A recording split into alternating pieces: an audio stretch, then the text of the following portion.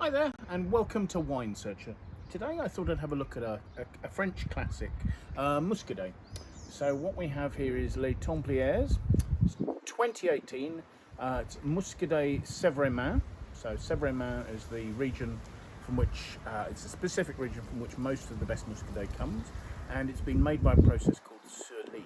The producers, you probably can't make out, there are the Vignerons du Pallet. Now, Pallet's a tiny appellation that is a tiny commune that is allowed its own cru status, but nowhere on this label does it indicate that this wine is made in that level, which could mean that it's perhaps not had the yield restrictions or the vine age which you are required to have for those crus. Sometimes you see this referred to as Chateau des Templiers, Chateau les Templiers, but I can only see Les Templiers as being a cuvée name. It's not necessarily a single estate.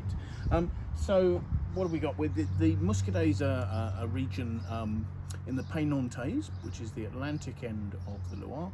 So it's cool, quite often quite overcast, and there's a fair degree of humidity coming in from the ocean there. So the producers have to work generally most years fairly hard to get the grapes ripe enough.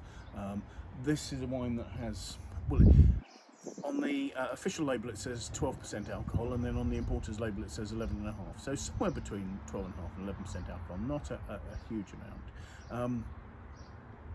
The producers, the Vignerons du Pallet, a group of about 10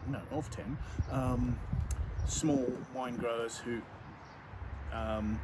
work together to produce relatively high quality Muscadet, and they're respected for that. But what I'm looking for today is something really typical of that.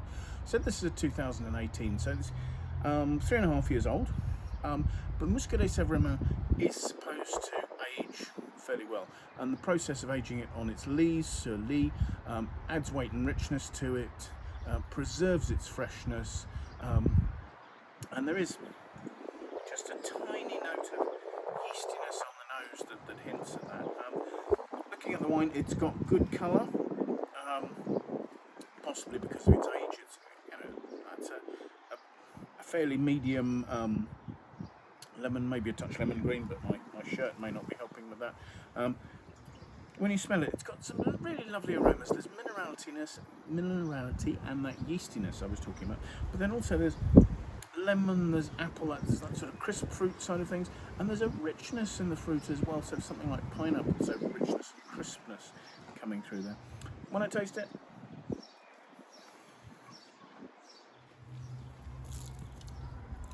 the wine's of sort of medium weight. It's got that richness and ripeness to begin with. It's got that lovely fresh acidity that you expect from Muscadet.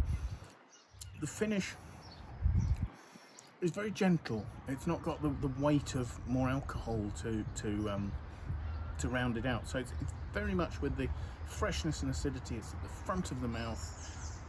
There's a lovely zingy attack. Good fruit in the mid palate.